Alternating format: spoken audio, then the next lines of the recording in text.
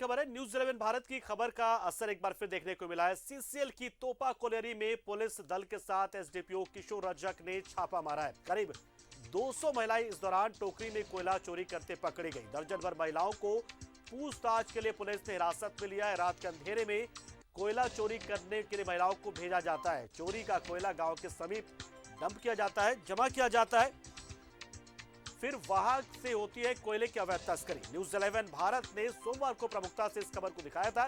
कोयले की चोरी की खबर को हमने दिखाया था बहुत प्रमुखता से। कोलियारी में चोरी में सीसीएल कुजू क्षेत्र के एरिया सुरक्षा इंस्पेक्टर समेत कई लोगों की भागीदारी बंदी हुई, यह भी जानकारी सामने आई है। चोरी के कोयले से गुलजार हो रहे हैं कुजू क्षेत्र के कई कोल भट्टा। ईंट भट्टों में भी पहुंचाया जा रहा है सीसीएल की कोलियारी से चोरी किया हुआ कोयला। कुजू ओपी क्षेत्र का यह मामला है।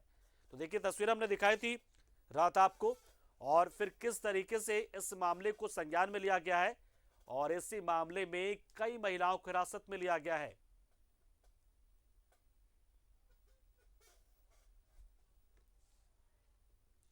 और महावीर इस खबर पर पूरी जानकारी के लिए हमारे साथ फोन लाइन पर जुड़ चुके हैं। महावीर, निश्चित तौर पर खबर हमने दिखाई और देखिए असर हुआ है। जी, कहा जाए तो न्यूजीलैंड भारत की खबर का असर हुआ है, या यूं कहें कि उस न्यूजीलैंड भारत ने जो खबर दिखाई थी उस पर मोहर लग गई है। आपको बता दूं कि सीसीएल की तोपा कोलियारी में अवैध कोयले की जो चोरी हो रही थी, सीसीएल की कोलियारी से जो रोजाना सैकड़ों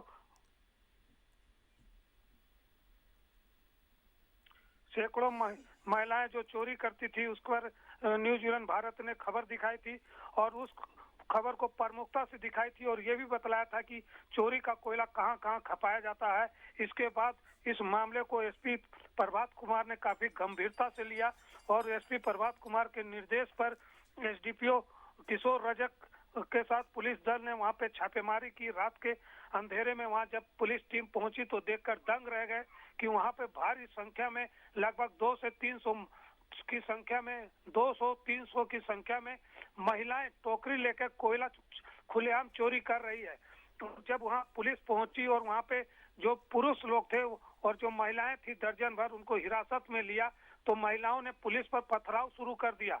पथराव में हालांकि किसी को चोट नहीं लगी, लेकिन पुलिस में वहां भगदड़ मच गई और पुलिस जो जिन लोगों को हिरासत में लिया था रात को ही उन्हें केवल चूंकि महिलाएं उग्र हो गई थी, पथराव करने लगी थी, उसीलिए वहीं पे उन लोगों को चेतावनी देकर छोड़ दिया गया। हालांकि न्यूज 11 की खबर का असर हुआ है। एसडीपीओ किशोर रजक ने भी माना है कि वो वहां गए थे और वहां पर भारी संख्या में 200 से 300 की संख्या में महिलाएं कोयला चुन रही थी, चुरा रही थी और जब उनको मना किया गया तो उन लोगों ने पथराव पर उतर आए। आपको बतला दूं कि कोयले के जो वहाँ चोरी हो रहा है उससे कई जो गोल भट्टा है कुजू क्षेत्र के वो गुलजार हो रहे हैं। ईंट भट्टों में भी सीसीएल का चोराया हुआ कोयला पहुंच रहा है। इसके अलावा आसपास की फैक्ट्रियों में भी जो चोरी का कोयला है वो पहुंचाया जाता है। हालांकि किशोर रजक जो एसडीपीओ है उन्होंने कहा है कि इस पूरे मामले में पुलिस गंभीरता से जांच कर रही है और जो भी दोषी होंगे। इसमें तो बहुत सारे सीसीएल के कर्मचारियों और अधिकारियों की मिलीभगत और पुलिस की मिलीभगत के बाद भी सामने आई, तो क्या इस एंगल से भी जांच होगी क्या? जी, एसडीपीओ किशोर रजक का साफ कहना है कि जो जो लोग इसमें संलिप्त होंगे उन सब पे कार्रवाई होगी, चाहे वो सीसीएल का अधिकारी हो, पुलिस का अधिकारी हो या कोई नेता हो या सफेद पोश हो। हालांकि उन्होंने यह कहा है कि उन लोगों को जब छापेमारी के बाद वो लोग जब जहां ये टोकरी से कोयला जमा करते थे वहां तक भी पहुंचे, वहां पे इनको बतलाया गया कि जलावन का काम में लेते हैं और जो साइकिल से कोयला बेचते हैं वो ले जाते हैं, लेकिन साइकिल से कोयला बेचने वाले लोग ही ये कुजू क्षेत्र की जो गोल भट्टा है वहां पे कोयला पहुंचाते हैं, ईंट भट्टों में कोयला पहुंचाते हैं और फैक्ट्रियों में कोयला पहुंचाते हैं और इसी कारण यहाँ पर जो अवैध कोयला का धंधा है वो फल फूल रहा है।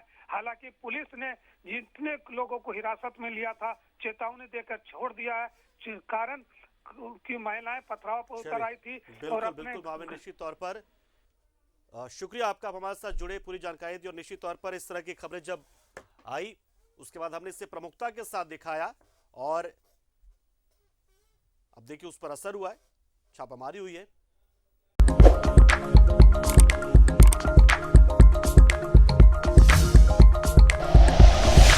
Like and share videos, subscribe करें हमारा चैनल और प्रेस करें बेल आइकॉन। न्यूज़ 11 भारत, सच है तो दिखेगा।